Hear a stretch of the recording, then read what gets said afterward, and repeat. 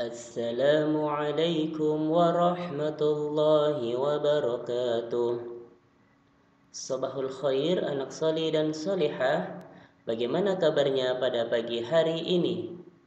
Alhamdulillah, semoga senantiasa diberikan kesehatan oleh Allah Subhanahu wa Ta'ala dan tetap semangat untuk belajar. Baik, pada hari ini kita akan melanjutkan ke majelis pagi kita. Namun sebelum kita ke majelis pagi, mari kita buka bersama dengan mengucap lafaz Bismillah.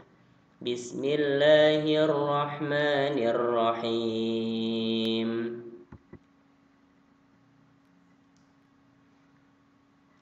Majelis pagi kita kali ini yaitu tentang literasi Islam. Nah, kita akan bersama-sama mengetahui apa kunci di balik zaman kejayaan Islam. Nah, jadi tidak hanya pintu ya yang mempunyai kunci. Tidak hanya motor, mobil yang membutuhkan kunci, tapi kunci di balik zaman kejayaan Islam. Kira-kira apa saja ya? Oke, lebih jelasnya mari kita simak video berikut ini. Zaman kejayaan Islam atau Islamic Golden Age adalah suatu masa di mana peradaban Islam menghasilkan banyak ilmuwan dan para filsuf hebat yang berkontribusi besar terhadap perkembangan teknologi dan kebudayaan. Pada era ini, khususnya di bawah pemerintahan Harun al-Rashid dan al-Ma'mun, dunia Islam mengalami kemajuan dalam berbagai bidang, seperti ilmu pengetahuan, sains, dan budaya dengan kecepatan yang sangat pesat. Di sekitar abad ke-8, bangunan bersejarah bernama Bait al-Hikmah, yang dalam bahasa Indonesia kita kenal dengan Rumah Kebijaksanaan atau House of Wisdom, selesai dibangun. Bangunan ini menjadi pusat studi, perpustakaan, sekaligus universitas terbesar yang sangat berpengaruh bagi perkembangan ilmu pengetahuan dunia di zaman tersebut. Tahukah kamu bahwa zaman kejayaan Islam ternyata lahir dari berbagai faktor yang saling terkait? Pertama, pada zaman tersebut, seluruh umat Islam bersatu dalam satu kekhalifahan tunggal, sehingga memiliki pengaruh yang sangat kuat. Kekhalifahan Islam memiliki pengaruh yang sangat besar dalam bidang ekonomi dan perdagangan, di mana para pedagang berdagang sampai ke seluruh penjuru. Saat para pedagang itu kembali ke Timur Tengah, mereka turut membawa serta penemuan-penemuan dan ilmu pengetahuan baru dari tempat-tempat yang sebelumnya mereka kunjungi. Kedua, mereka dipimpin khalifah-khalifah yang menjunjung tinggi perkembangan sains, logika, dan rasionalitas. Mereka juga turut menjaga kemajuan ilmu pengetahuan serta berkomitmen dalam membangun toleransi antar umat. Khalifah pertama dinasti Umayyah, yaitu Muawiyah ibnu Abu Sofyan misalnya, ketika memperluas wilayah sampai ke daerah Transjordania dan Syria, menemukan banyak manuskrip kuno dalam bahasa asing di kota Damaskus yang merupakan warisan dari perkembangan ilmu pengetahuan di Yunani dan Romawi. Ia kemudian memutuskan untuk membayar ilmuwan-ilmuwan Yunani dan Romawi guna melakukan proses penerjemahan naskah-naskah kuno asing tersebut ke dalam bahasa Arab.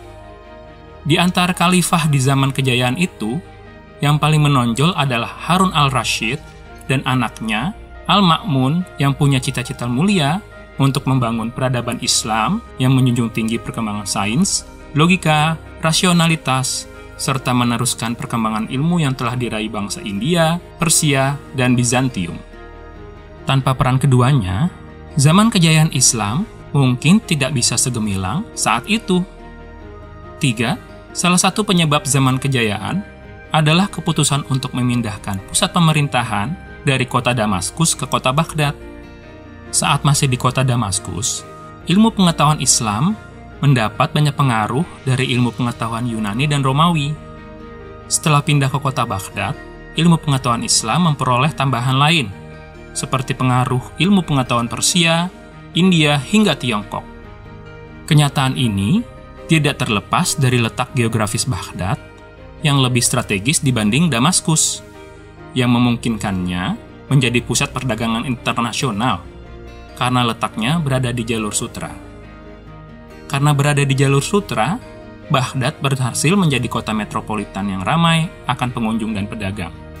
tidak sedikit di antaranya yang memutuskan singgah dan menetap.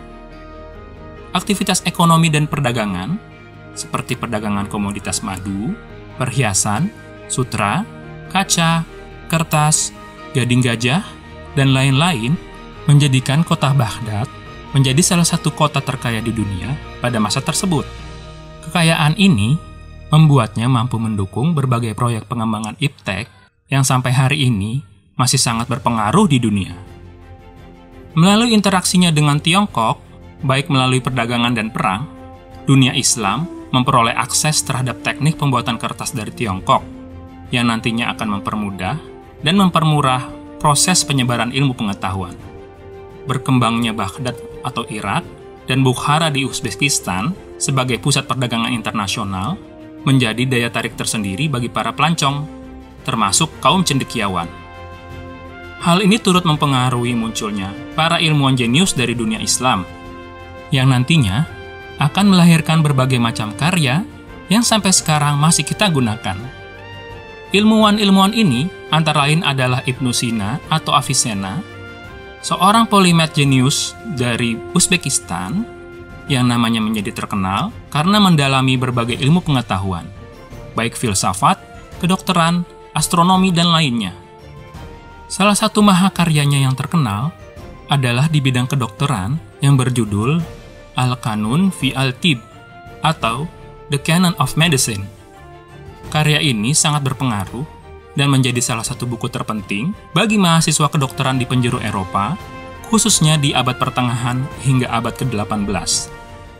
Tidak mengherankan jika di dunia medis, Ibnu Sina sering dianggap bapak pengobatan modern awal, bersama dengan ilmuwan lainnya seperti Hippocrates dari Yunani.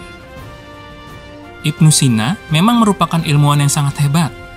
Namun selain dia, masih banyak ilmuwan-ilmuwan hebat lainnya dari zaman kejayaan Islam. Siapa sajakah mereka?